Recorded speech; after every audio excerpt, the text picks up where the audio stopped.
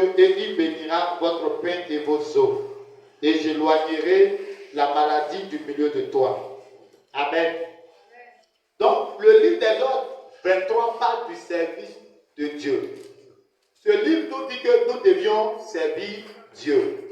Il dit vous servirez l'Éternel. Ce qui veut dire que tu dois travailler dans la maison de Dieu. Tu dois travailler pour Dieu. Mais comment tu peux travailler pour Dieu en tant qu'enfant de Dieu?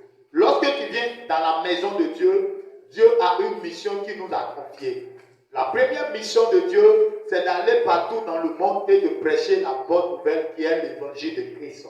Et lorsque tu acceptes Jésus et que tu commences à annoncer l'évangile de Christ, à ce moment précis-là, tu es en train de travailler pour le Seigneur. Et la deuxième des choses, Dieu désire que nous l'adorons. Et lorsque tu es dans la maison de Dieu et que, par exemple, tu fais partie du groupe musical ou bien que tu es dans le peuple, pendant que le groupe musical est en train de chanter, est à son poste, en train de servir Dieu, à ce moment précis-là, tu es en train de servir le Seigneur. Et Dieu aime qu'on le sert. Dieu aime qu'on travaille pour lui. Dieu aime qu'on le glorifie. Alléluia. Parce que il y a des personnes qui viennent dans la maison de Dieu, ils viennent s'asseoir pour écouter l'évangile. Et quand ils finissent, ils vont s'asseoir chez eux à la maison. Ils ne prêchent pas l'évangile à leurs semblables, à leurs prochains, à leurs voisins, à leurs connaissances, à ceux mêmes qu'ils rencontrent. À ce moment précis, ces personnes ne sont pas en train de travailler pour Dieu. Alléluia. Ce matin, je suis venu pour t'exhorter à travailler pour le Seigneur, à servir le Seigneur. Pourquoi tu dois servir Dieu? Tu dois servir le Seigneur parce que si tu es dans la maison de Dieu que tu ne sais pas Dieu, tu n'auras pas de récompense. Tu as une fois vu une personne assise là, il ne travaille pas et puis on lui donne un salaire? Non. Donc c'est lorsque tu vas commencer à servir Dieu, c'est à ce moment précis là que tu vas commencer à être béni par le Seigneur. Or, si tu es dans la maison de Dieu que tu ne sais pas Dieu, tu ne peux pas être béni par Dieu. Alléluia. C'est pourquoi il dit, vous servirez l'Éternel. Et l'Éternel maintenant, en retour, va bénir toi, vos eaux. Pendant que tu es en train de servir Dieu, tu es venu, tu as entendu l'évangile, tu as accepté Jésus, tu es venu dans la maison de Dieu. Et maintenant, tu es dévoué pour l'œuvre de Dieu. Tu es venu, tu cherches à connaître la parole de Dieu. Et chaque jour, tu cherches à connaître le Seigneur. Pendant que tu es dans la maison de Dieu, il y a un service de prière pour l'église. Tu décides de rentrer dans le service de prière pour l'église. Il y a un service également qui prend soin du temple, de la maison de Dieu. Toi aussi, tu décides de rentrer dans le service. Et là où Dieu te met le travail qui te demande de faire, tu fais bien ton travail. Et tu es toujours à ton poste. À ce moment précis-là, Dieu dit qu'il va maintenant te bénir. Parce que le travail que tu es en train de chercher, si Dieu n'a pas ouvert la porte, tu ne vas pas la voir. Je ne sais pas si on se comprend. Ton commerce que tu fais, si Dieu n'a pas attiré la clientèle, tu n'auras pas de clients. Ou bien tu auras des clients, mais ça ne sera pas des clients qui vont te satisfaire toi-même. Mais quand tu sais Dieu, il y a une onction que Dieu va te communiquer. Et cette onction va attirer la clientèle vers toi. Alléluia. Gloire à Jésus.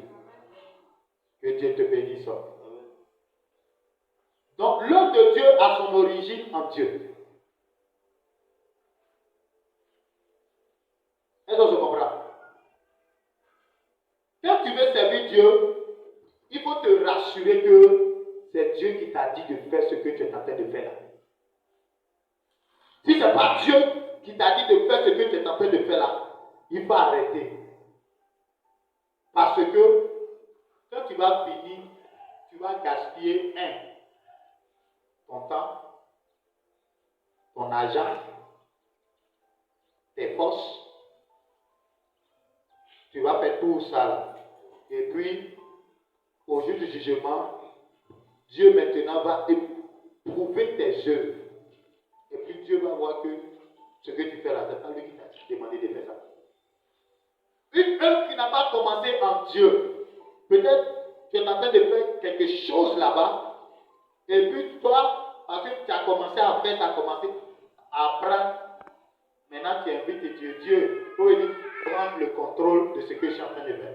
Pourtant, au début là, ce n'est pas Dieu qui t'a demandé de faire. Alléluia. Donc ce matin, ceux qui travaillent dans la maison de Dieu, je suis venu encore vous encourager. Je suis venu vous dire que vous êtes en train de servir Dieu. Ceux qui annoncent l'évangile, ceux avec qui nous sortons pour annoncer l'évangile, je suis en train de vous dire que vous êtes en train de servir Dieu. Ceux avec qui le Seigneur a donné des postes, le Seigneur t'a accordé une grâce de chanter, une grâce d'intercéder, une grâce d'être à son service. Le Seigneur t'a accordé une grâce de le servir sur tous les plans dans la maison de Dieu. Le Seigneur t'a permis de diriger. Le Seigneur t'a donné une grâce pour diriger. Le Seigneur t'a donné une grâce pour prier pour les malades, pour prier pour les gens. Cette grâce-là, je suis venu te dire que ce que tu es en train de faire, c'est bon. Le Seigneur te permet de donner de ton argent pour le service, pour que l'œuvre de Dieu puisse prospérer, pour que les âmes soient gagnées. Et tu es dévoué, tu es déterminé. Chaque fois qu'il y a des croisades d'évangélisation, chaque fois qu'il y a des veillées, tu es là. Tu viens pour ranger le lieu du culte, le temple, pour que les hommes viennent s'asseoir, pour que les autres viennent s'asseoir. Tu es en train de servir Dieu. Et ce matin, Dieu me charge de venir t'encourager pour te dire que si tu le sers, lui aussi, il va en retour te bénir. Alléluia. Il dit, vous servirez l'Éternel et il bénira vos pains et vos eaux. Donc, le Seigneur dit, lorsque tu vas continuer de le servir, il va bénir ton travail. Si tu n'avais pas de travail, il va te donner du travail. Parce que s'il dit qu'il va bénir ton pain, avant de bénir ton pain, c'est qu'il t'a donné du travail. Et c'est le travail qui va te permettre également d'avoir le pain. Alléluia. Donc ce matin, tu es déterminé, tu es dévoué pour l'œuvre de Dieu. Pendant que d'autres sont en train de tirer les pas pour ne pas servir Dieu, toi, je suis en train de t'encourager à servir Dieu. Sers-le et en le servant, tu vas voir la gloire de Dieu. Alléluia. Je pensais que c'était de toi que je parlais. Amen. Parce qu'il me semble que ce matin, tu n'as pas envie de servir Dieu. Qui n'a pas envie de servir Dieu? Qui n'a pas envie de servir Dieu? Qui veut servir Dieu? Quand on veut servir Dieu là, on met de tout son cœur dedans. On fait de tout son cœur ce que Dieu nous demande de faire. Et si tu ne mets pas ton cœur dedans, laisse-moi te dire que ton œuvre que tu es en train de faire là, Dieu va passer ça au jugement. Alléluia. Quand nous poursuivons, il dit quoi? Il dit, et j'éloignerai la maladie du milieu de toi. Donc, en servant le Seigneur de tout ton cœur, Dieu va éloigner la maladie de toi. Est-ce qu'on se comprend? Amen. Est-ce que tu comprends, Yannick? Est-ce que tu comprends bien même? Ce n'est pas ton travail que tu fais là-bas, là. Ce n'est pas ça qui te bénira. C'est ce que tu fais dans la maison de Dieu, là.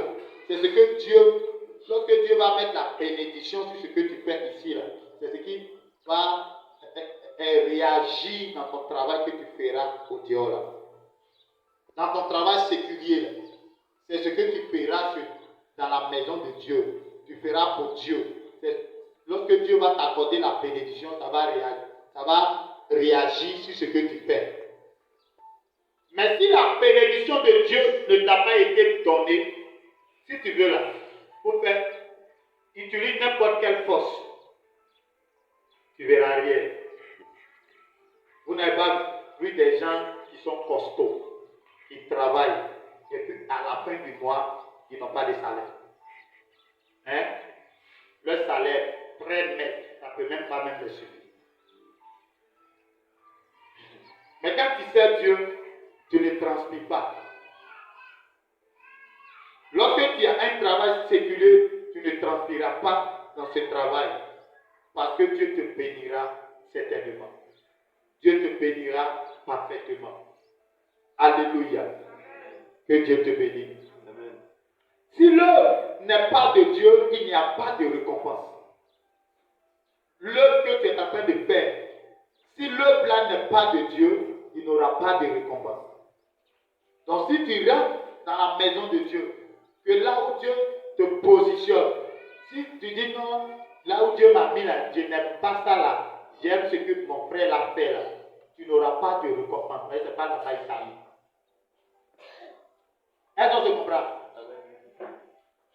Parce que ce n'est pas là-bas qui t'a mis. Si tu te dis, il faut chanter, tu dis non, moi je ne chante pas. Je veux peut-être faire hôtesse. Je veux m'arrêter à la porte là, pour que les gens, chaque fois, je les fais asseoir, tout ça. Tout ça c'est bon. Mais quand tu sais chanter, que Dieu a besoin que tu chantes, pour que c'est lorsque tu seras en train de chanter, il va dire oui, cette voix, c'est moi qui lui ai donné cette voix. Oh mon fils, loue-moi. Oh ma fille, loue-moi avec cette voix. À ce moment précis là, quand tu l'adores, quand tu le chantes, il sera content. Maintenant, si Dieu t'a mis dans service d'autres, et que c'est là-bas que Dieu te veut, pendant que tu es en train de nettoyer le temple, il dit, ma fille, mon fils là, quand il est sur les chaises comme ça, je suis trop content. C'est là-bas qu'il t'a mis. C'est pourquoi, dans la vie là, il n'y a pas de saut métier. Là où Dieu te met, il faut faire ça bien. C'est en le faisant bien qu'il va aussi bien te bénir. Alléluia.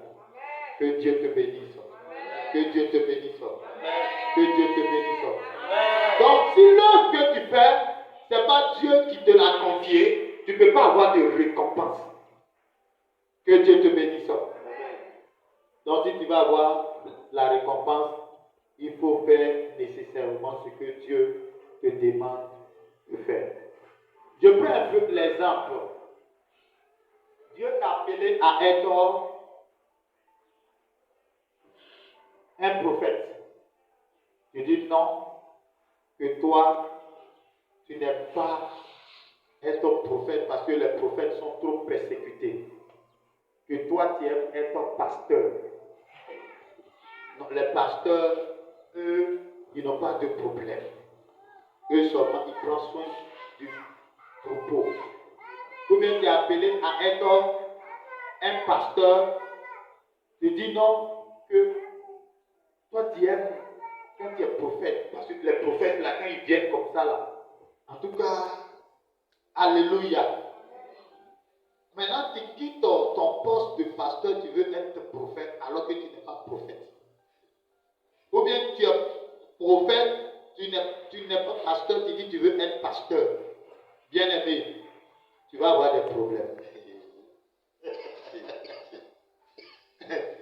Tu vas avoir des problèmes. Alléluia. Dieu t'a donné un don de louer. Hein? C'est-à-dire que toi tu danses comme ça, là, Dieu est content.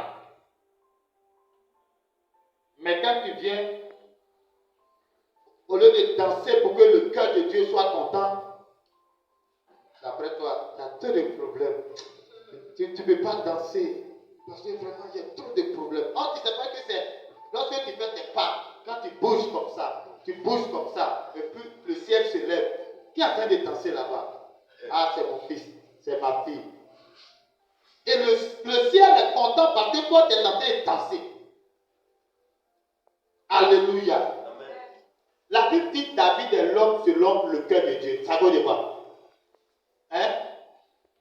C'est parce qu'il chantait pour Dieu, il faisait choses pour Dieu. Il aimait Dieu. Son cœur était attaché au Seigneur. Il aimait faire les choses pour plaire au Seigneur. Donc Dieu dit que c'est l'homme selon son cœur. Si même Dieu est fâché, qu'il commence à danser, chanter, puis sauter pour Dieu, danser pour Dieu, rouler pour Dieu, la colère de Dieu là, il dit bon d'accord, j'ai compris, j'enlève ma colère sur toi. Parce que Dieu lui a donné ça. Regardez, quand il lit les psaumes là, à un moment donné, non, David avait arrêté d'écrire les psaumes. Vous savez ce qui s'est passé? Hein? Il a arrêté de chanter, de danser pour Dieu, de faire les choses pour Dieu là. Dieu a suscité, bon, il ne dit pas Dieu, Satan a suscité son fils pour venir le chasser du trône. Et la Bible dit que David a couru pieds nus pour sortir du palais. Est-ce qu'on se comprend? Mais quand il a couru pour sortir là, quand il est parti, la Bible dit qu'il a écrit beaucoup de psaumes pour dire à Dieu, c'est toi, tu es mon secours, c'est toi, tu es mon ceci, c'est toi, tu es mon cela. Donc pourquoi ce que tu fais qui est bon là, tu as arrêté de faire? Pourquoi ce que tu fais pour Dieu qui est bon, tu as arrêté de faire? C'est pourquoi toi tu as arrêté d'évangéliser là, pour reprendre. Tu as entendu ce que je t'ai dit? Tu as arrêté d'évangéliser pour reprendre. Tu as arrêté de rendre visite pour reprendre. Parce que quand tu rends visite, tu es en train de servir Dieu. Tu rends visite à ton frère, à ta soeur qui est dans les difficultés, tu pries, tu les ordres. Dieu aime ça.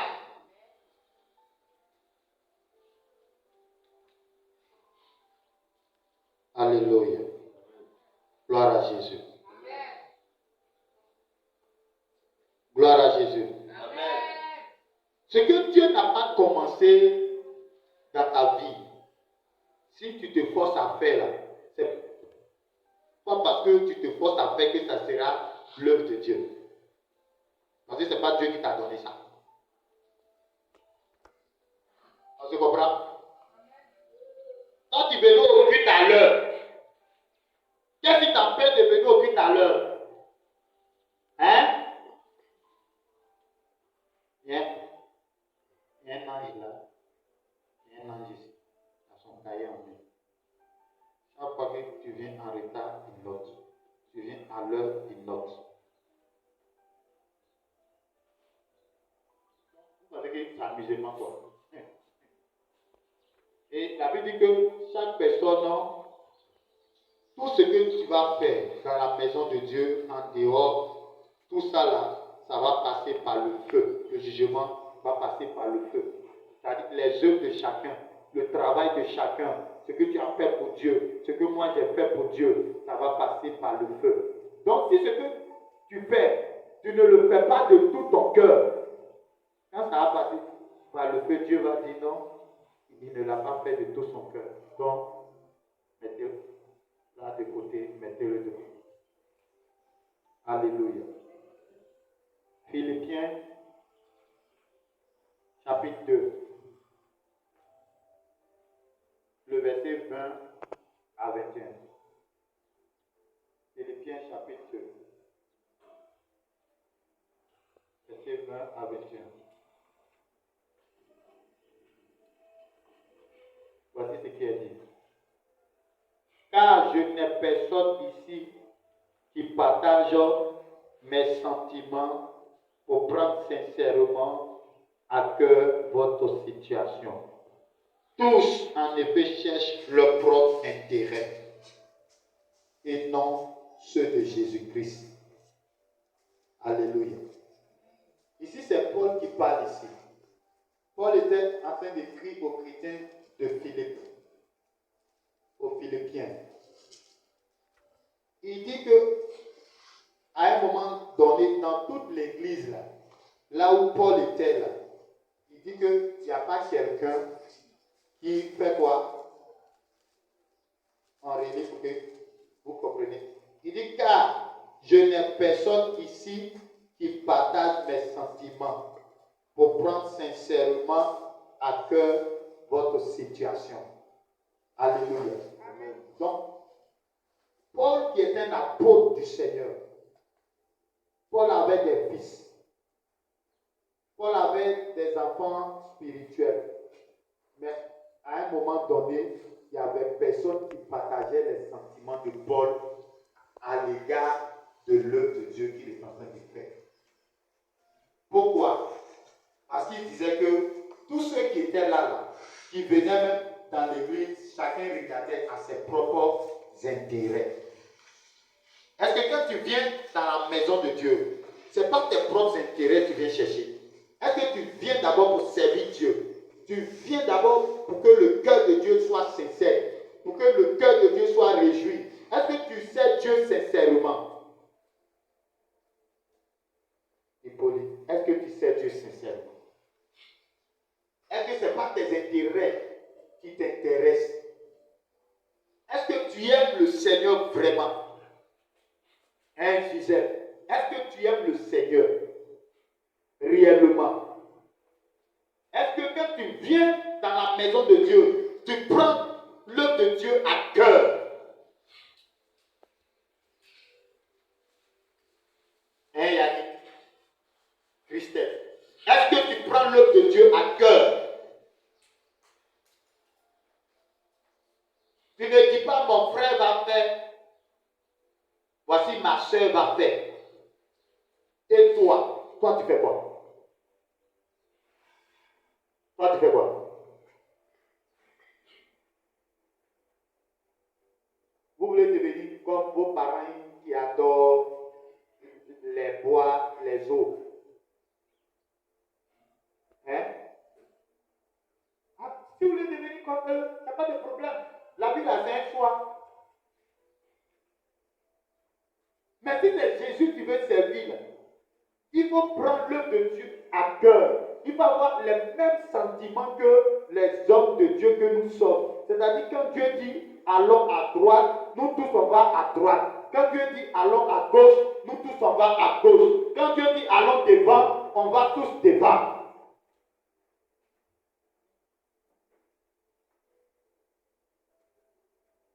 Alléluia.